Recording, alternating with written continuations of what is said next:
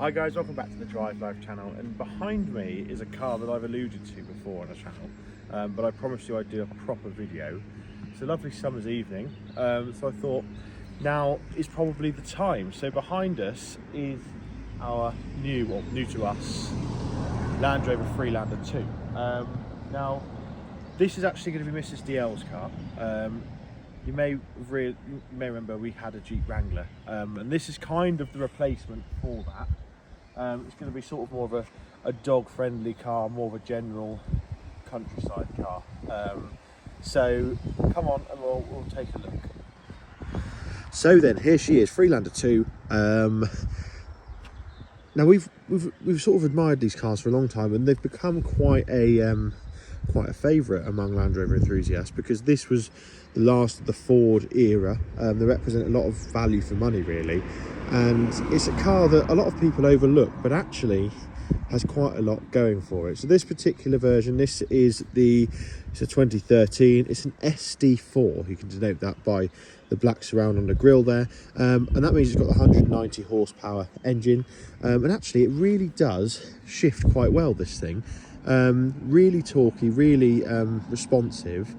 It's the 2.2 litre inline 4 diesel, and obviously it's built on the same platform as the Volvo that I had, so it feels quite similar in a lot of ways. And actually, when you look in the engine bay, you can see the similarity. It's got Haldex 4-wheel drive system, Land Rover terrain response as well. This particular example, we bought it on 124,000 miles. It's the XS spec, so it's not top spec, but it is a nicely spec'd vehicle. Here you go, you've got the SD4. So the SD4 is the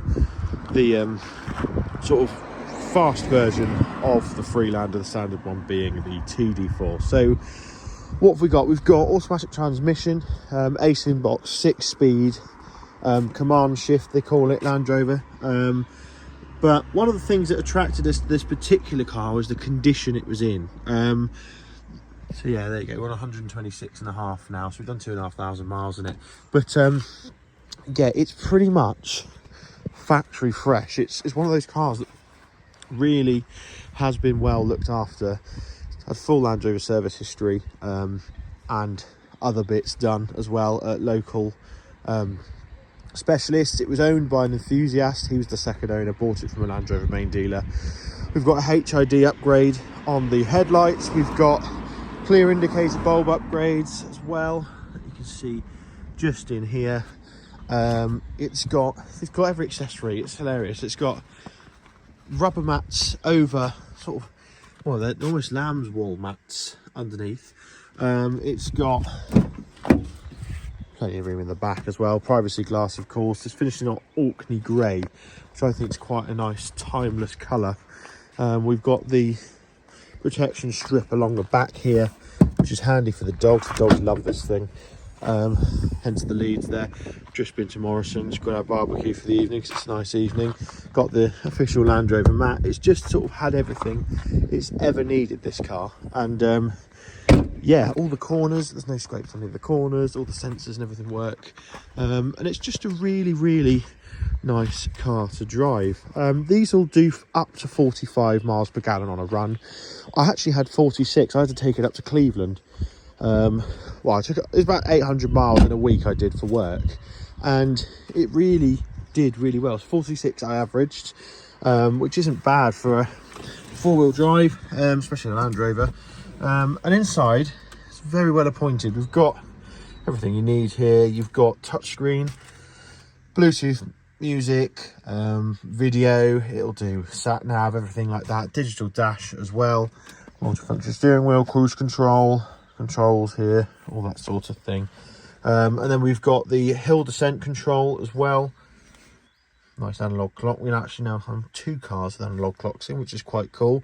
This is the command shift gear selector, and then in here we've got our terrain response, so you can actually go through the different modes, which is quite handy. And what I like is that on the hill descent control, you can actually control that with the cruise control buttons. So yeah, it's just a really, I've been really impressed with it actually. This is how original it is. It's even got all this on it, which, you know, as a Land Rover is quite important information. But touch wood, we haven't had any issues so far. We'll take a look under the bonnet and you'll see the Volvo influence is quite apparent pretty quickly. Like I said, this is the same chassis as the S80, XC60. Here we go, and you may recognise the engine mounts here. This is the same, this is the same, this is the same. Brake fluid is all the same and in the same place. It's just a Ford engine in it. But these 2.2s are pretty reliable as well, which is nice. Even the fuse boxes and the batteries are in the same position.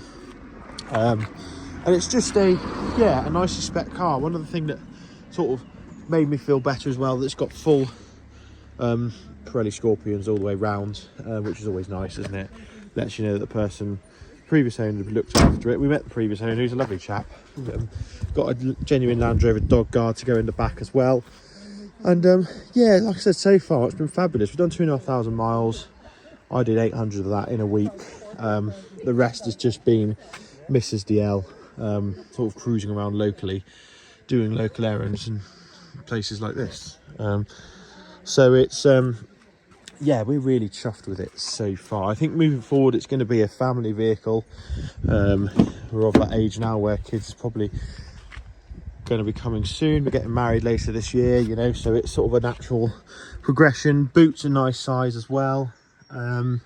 It just, yeah, it does everything we need it to. It's going to be good in the winter. We live up a small lane, so which gets icy, so it'll be good in the winter. I'm probably going to swap these over for cross climates, just because you all know how much I love my cross climates. So yeah, but you'll see, just it's so straight and tidy and well looked after. It's sort of, it's a bit of a cliche, isn't it, but sort of time warp condition. Got a few bugs on it at the moment on the front, but yeah, I mean, even the alloys, take a look at the alloys, absolutely immaculate, never been curbed, never been damaged, just like the rest of the car really. It's and the interior, like I said, has been looked after. It's immaculate. Obviously full leather. Got the Meridian sound system as well, which is quite a nice feature. I didn't want one with the sunroof. A lot of the HSEs, I don't know if it was standard on those, but they're a nightmare. They leak all the time. So I didn't want one with a sunroof. I wanted an automatic, and yeah, and then it's also got a it's keyless start. So it's not keyless entry, so you know it won't get stolen all the time. But it's keyless start, so you don't have to have the key in the ignition or anything. You just get in and press start, which is nice, because the key mechanism can fail on the earlier ones as well. And being a facelift, it's just that bit more modern, that it adds another couple of years on to sort of before it feels old. So yeah, I'm really chuffed with it so far. So this is going to be sort of our general everyday local car. The CLS I really use for driving up and down the M4 a couple of times a month. That's a long distance cruiser. This is going to be our daily. It's averaging around 34 miles per gallon, so it's not too bad. It does very short runs the majority of the time, but tomorrow we'll be taking on a 500-mile trip.